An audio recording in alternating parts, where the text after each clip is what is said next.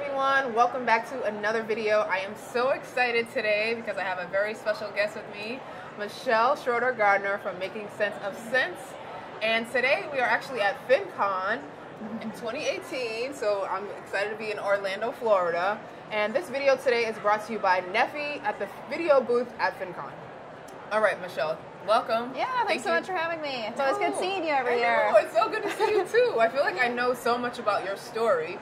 But for those of you guys who don't know, Michelle actually makes over $100,000 a month from her blog, which is over $1 million a year. Yep. Which is like so mind-blowing. Every time I'm just like, oh my gosh, that's so crazy.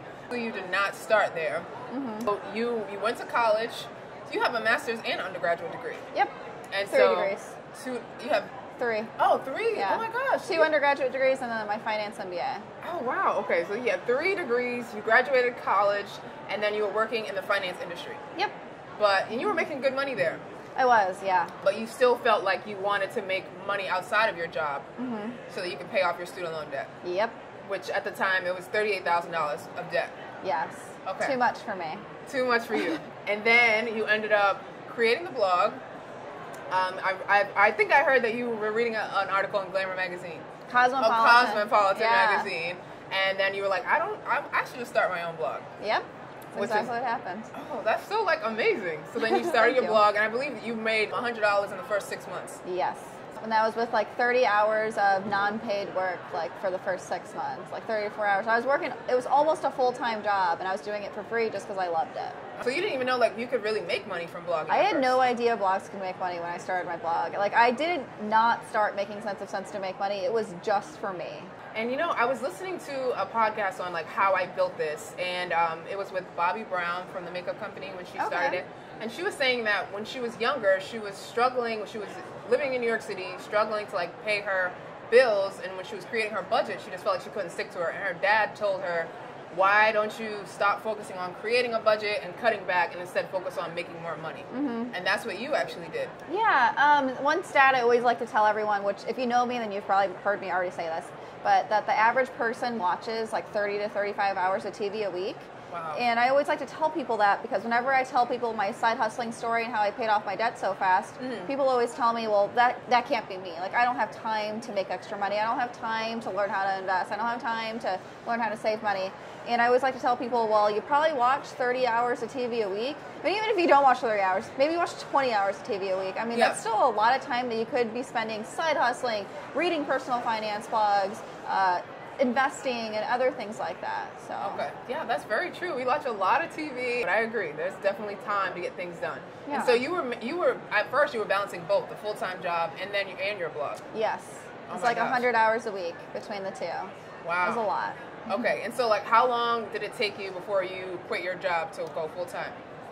So I started Making Sense of Sense in August of 2011, and it took 6-7 months to make that first $100, and then it was fall of 2013 when I actually left my day job. So it was about 2 years later when I realized that I could, my day job wasn't the worst, but I dreaded Sundays. Sunday through Friday was horrible. Saturday was the only day I enjoyed. Even if I was off on Sunday, which I was, I still just thought about work the whole time. And it was soul sucking. It was slowly killing me. So I decided, since I realized I could make money through Making Sense of Sense, that I should try to keep growing that because it was my passion project. And if I could make money from it, it just seemed like a no-brainer.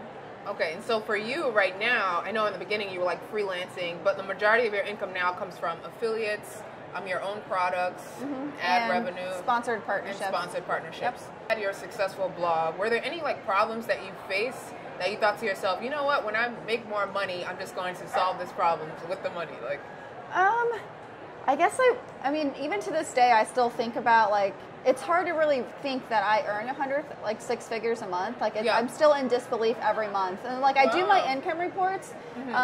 Everyone thinks oh, I just do it for everyone else. I do it a lot for me. It's great to look back on the previous month, see what I said I was going to work on last month that I never got to. So it's a great motivator. But it also lets me see where my money's coming in, that I'm actually earning 6 figures a month because I still don't believe it month after month. So we're still saving like an insane amount of money, and I think that's because I'm still like in this disbelief phase. Yep. And I don't know if that'll ever end. But it's great because I'm a naturally very frugal person, so I'm fine with it.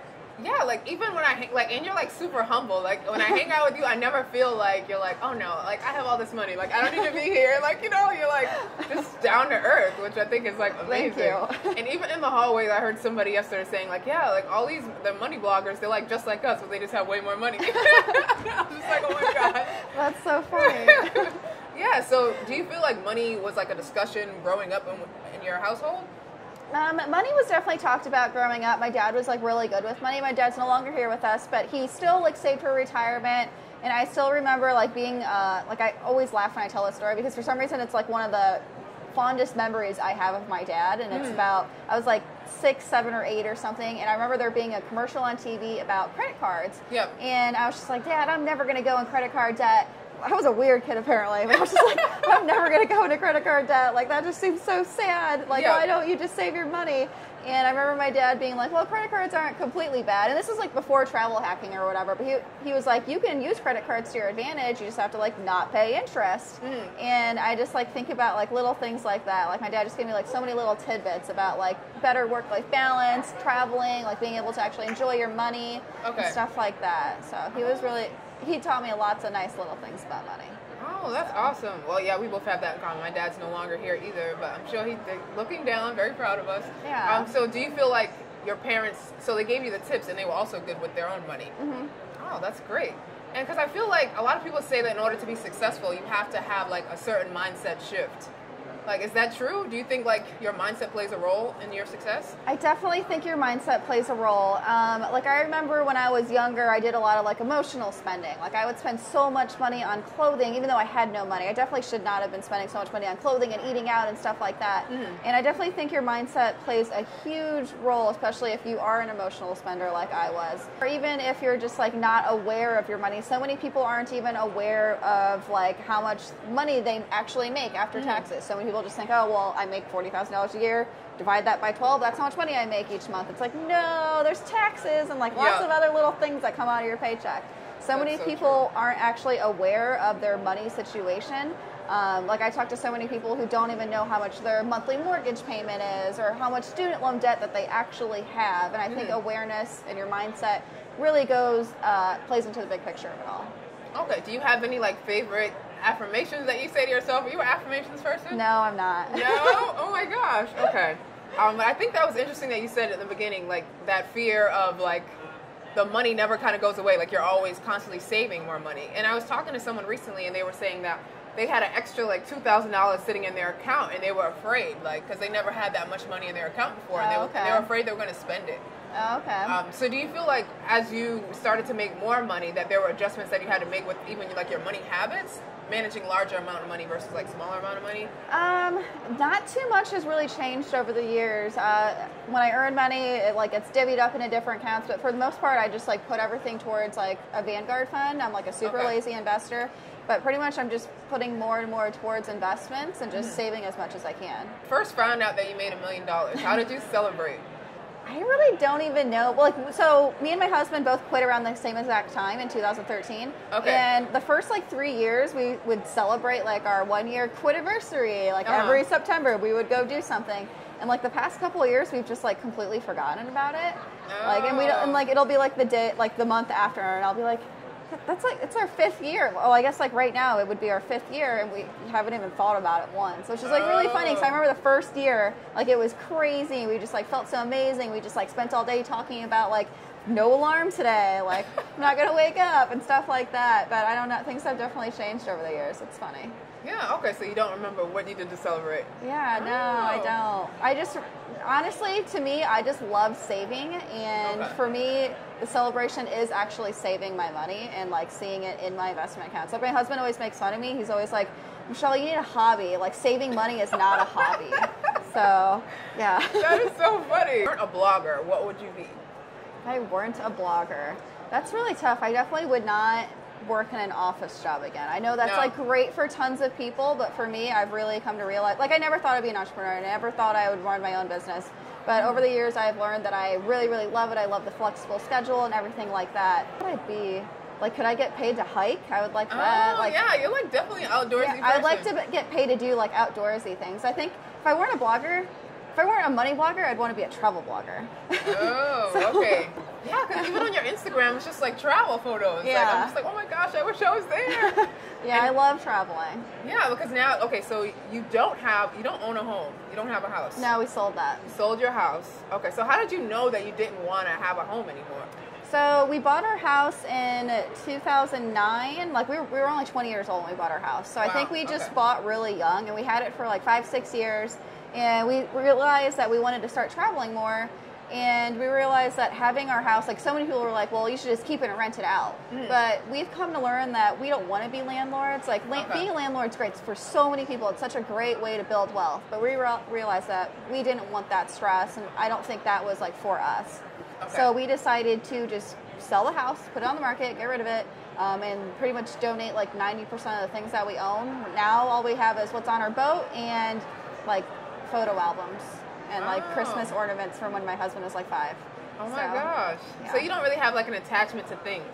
No. Like materialistic. Yeah. Okay. I like how you said like just it's important to like choose what you want. You know, do you want to be a real estate owner? I mean, like a landlord, and you realize that wasn't important to you, so you don't sold the house. Yeah, well, that also plays into like your mindset and stuff. Like a lot of people think like, oh, I need to go to college. I need that house in the suburbs with a white picket fence. Like I need 2.5 kids, and I need that car loan and stuff like that. But everyone needs to realize that everyone can be different, and everyone can have like their own path and their own goals. Not everyone needs a car loan. I don't know why everyone thinks like once they're done with a car loan that they need another car loan. I know, it's crazy. When I'm helping people with their budgets, like the car payment is like the biggest expense that they have. Like, how do I get rid of this $500 payment? I'm like, oh my gosh. Yeah, it's a lot of money. The book you feel like has had a big impact on your life? I actually don't read a lot of books. I read a lot of blogs. Like so I have like a blog loving account, and I like add all the blogs I read on there. There's like 1,000 blogs that I read, and I'm just like reading like money posts all day long. But I really love lately. It's been a while, but I do love fire blogs. So I love like Mr. Money Mustache, Our Next Life, Choose FI, like all those guys. Like I love just fire blogs. I also love like anything RV, travel, or sailing related too. Okay, so is that where you found out about like the Vanguard accounts? Because I feel like a lot of the FI people, they are always talking about like Vanguard investing. I think that's where I did find out about Vanguard like a few years ago. So. Okay, and my final question for you is, what's the best money tip you've ever received? The best money tip I've ever received. I think it would definitely be, this would actually be the worst money tip I've ever received, but I took it the correct way, and I turned that into the best thing I was ever told. All right. I think I was like 13 or 14, and someone I know told me that I should spend all of my money while I was young, because when I'm old, I'll be too old to enjoy it. And I remember being a teenager thinking, this is the most stupid advice I've ever heard in my entire life, and thinking, you're going to be broke forever if you're going to think that. And this person was only like 10, 15 years older than me. So, I mean, I feel like they should have known, like, they're young. I mean, you can still enjoy money. You can still have a great balance between saving money, making money, and spending it. So, yeah, definitely, I turned that. Like, it was the worst one, but still the best one. I think a lot of people live their life that way, though, like to spend it while they're young, because, you know, when I'm old, I'm not going to be able to enjoy this money. Yeah, but no, because you don't know how old you're going to live. I mean, what if you live until you're 100? I mean, you don't want to spend it all when you're 20, and then, I mean, and also you have to think about, I know tons of 50, 60, 75-year-olds who are so active. And if, like, they go hiking, biking, and stuff, I don't think they lived their life when they were 20 thinking, I'm going to spend everything I have now because I'm going to be too old to enjoy it one day. Because they're still going crazy and, like, super active 50 years later. So, very true. And people are living longer, too, so that's another thing. All right, Michelle, thank you so much. How about you tell people if they want to like keep in touch with you or even buy, you have an affiliate marketing course that's available. So if people are interested in blogging, they can learn about it from you. Yeah, so if you want to follow like my blog, that would definitely just be makingsenseofsense.com. If you want to follow my travel photos, which is like probably my favorite, that would be on Instagram, and that's instagram.com/Michelle Schroeder. And then I pretty much have everything. You can find me on Twitter, Pinterest, Facebook, everywhere. Great. Thank you. Thank you guys so much for tuning in. For more money tips and inspiration, be sure to head over to youngyetwise.com. I'm Candace Marie, and as always, be wise, stay humble, and build. See you guys next time. Thank you. And thanks, Fincon, in the Nefe booth, video booth.